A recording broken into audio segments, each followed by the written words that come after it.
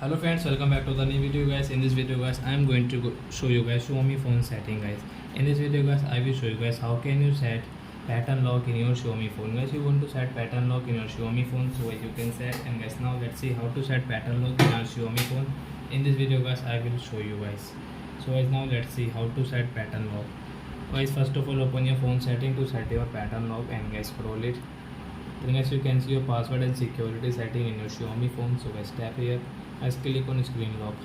Guys, click on pattern. Guys, you can see this notification, remember your password. Then guys, got it. So you can see set and pattern. And guys, if you take a 3 dot, it will not work. Cannot at least 4 dots. So guys, you will take it 4 dots with.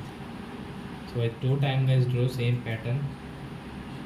Guys, you want to add fingerprint? No, we don't want to add. Then guys, you can see. So friends, you can see we have this pattern lock. So we will draw pattern to open phone. So I hope friends you have understood how to set pattern lock in our Xiaomi phone. So that's it guys, thanks for watching. So guys, now we will meet on guys next video guys with new topic.